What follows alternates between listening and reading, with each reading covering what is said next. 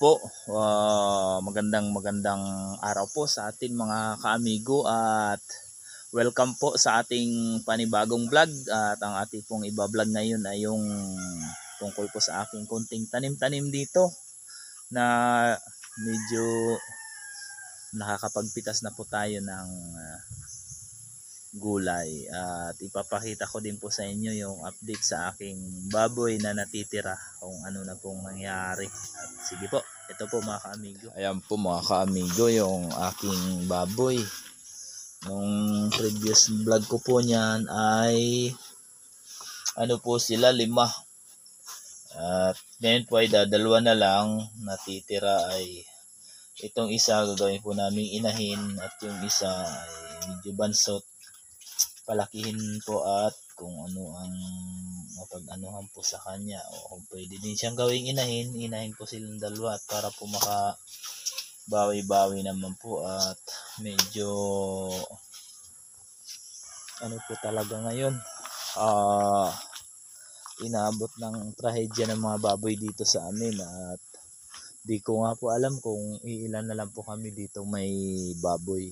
At saka yung isa po pala niyan, doon sa 3 nabili, una po may bumili na 2 piraso. Pagkatapos po yung isa diniliver po namin, at maganda naman po yung mga presyuhan sa kanila.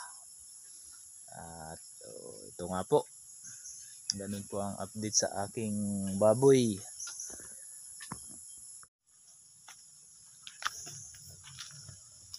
At dito naman po tayo mga kaamigo sa ating tanim na gabi.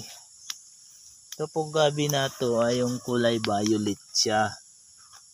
Kulay violet ang paklang niya, at nalaki po ang ano nito, laman. Galing po siya sa Bicol doon sa amin. Dinala po siya sa akin nung mama ko nung pumunta dito, ay ilang piraso lang po. At itinanim ko na siya nung nakaraan doon malapit sa may daluyan ng pinapaliguan namin. At ito, medyo marami-rami na sila, nakakuha na ako ng sapling. At ito nga po, may mga bagong sapling siya. Ayan. At doon po, papunta na siya doon. So, maganda kasi ano po, mataba itong lupa na napagtaniman ko sa kanila. Subalit may nakita po akong dinadali ng kaaway. May uod attack. Nasaan na kaya pumunta yung aking kaibigan na yon? Oy, nawala. Medyo nawala siya.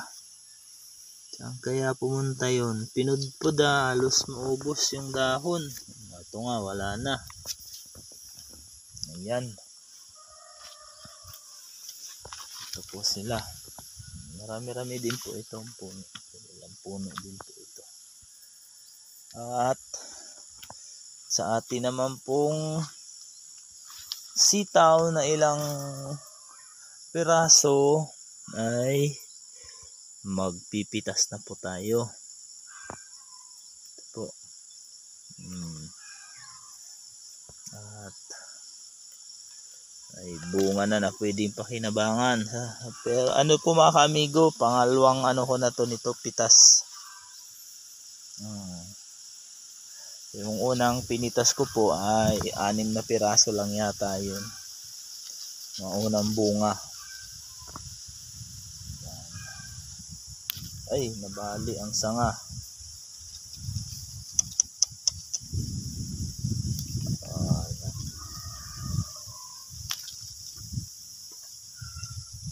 Nabali ang sanga.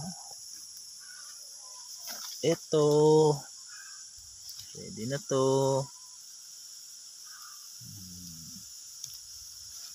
Itong kasunod niya, 2 araw pa yan. At ito naman po, may tumubo dito 2 puno ampalaya. Di ko po alam kung anong klaseng ampalaya to. Kung yung malalaki po baga, o yung maliliit, yung sinasabing ampalayang native. Bahala na kung ano po ibigay niyang bunga na pwedeng pakinabangan. Yan. Yan po ang ilog dito sa amin. Pag umaapaw po yan, hanggang dito sa kinaapakan ko, pag bumabaha. Ayan po. Isa rin po sa mga deadly na ilog dito sa Quezon Province.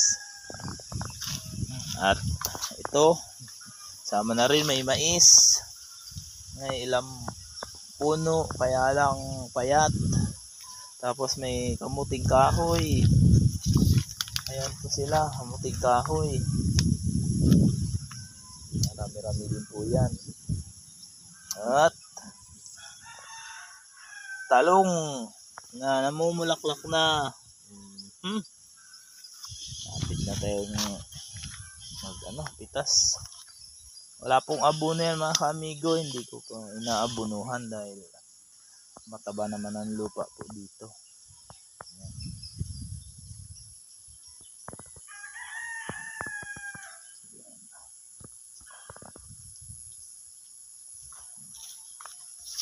Kakamiss po kasi ang buhay probinsya.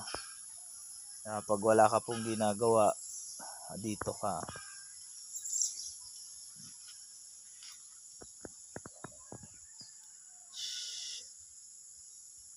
May makakaw po dito.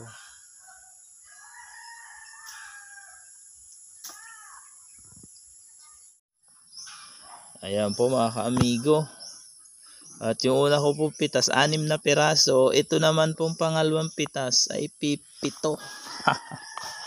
Ayos yan. Mamaya ay iaano ko siya. Ilalagay ko siya sa baboy. Kasi po galing akong bayan. Bumili ako ng 1 kilong baboy na karne. At ito, titingnan po natin yung okra natin kung pwede pa. Ito, pwede pa to. Iba ay matigas na. Ito, matitigas na. Magulang na. Ikaw, pwede ka pa. Pwede pa. Naragot-not pa. Talaga naman, nakipaglaban. At hahanap tayo ng tigas na. Hanap tayo ng talong dito sa tanim ng aking binan.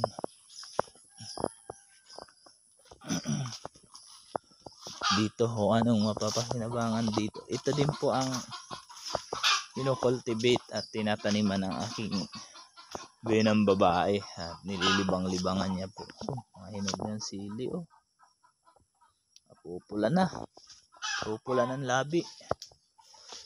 Ayan. May mga pananim-tanim din po siya dito. At may tanim siyang mustasa. Ito, medyo malaki na rin po yung mustasa niya. Kaya lang ang kalaban ay uod plus pato. At may yun. Katsamba din.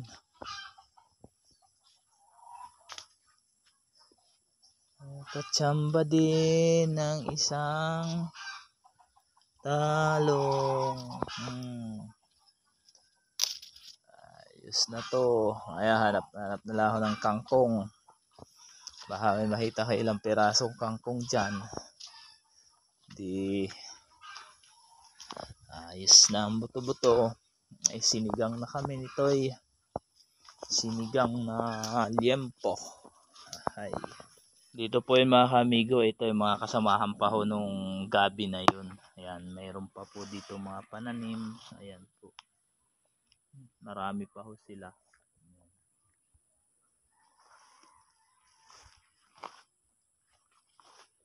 Ito naman daw po ay hiningi ko sa kababayan ko rin nasa Cavite.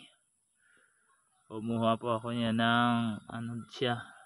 Ito, 1, 2, 3, 3 puno.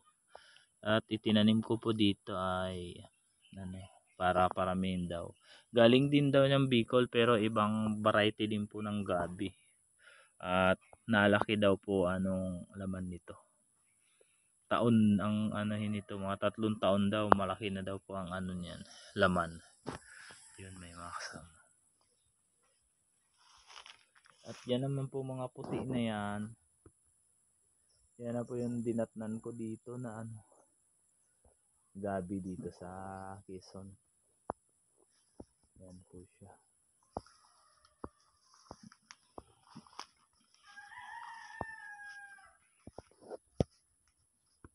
Yan po ang mga kasamahan ng gabi na dito ko na po dinatnan.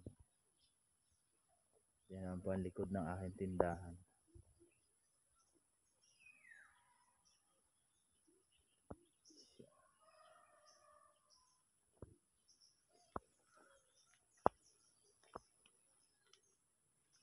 At ang aking munting bahay.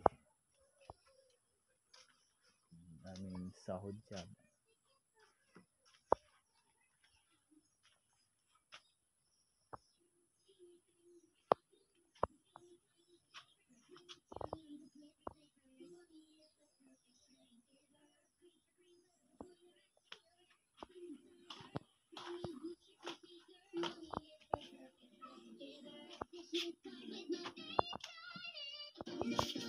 At yung aking boy, kaming dalawa lang naiwan dito sa bahay. Ano, Toy? Opo. Tayo lang. Ano ulamin natin? Sinigang na baboy. Opo. Ayos, kakain ka nun. Okay. Inuubo ka pa? Opo. Magaling. Mamaya inom ka vitamins, ha? Sige. Aming kabahayan. Maliit lang po. At ayan yung aking biniling baboy na pansigang. At bulaga. Walang laman ang aming ref. Native na itlog.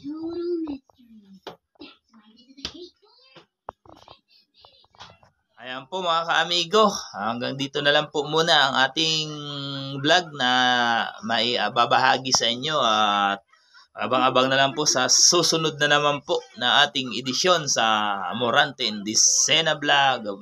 Bye-bye Toy, bye-bye. Bye-bye, sunod muli. Please watch, share, and subscribe.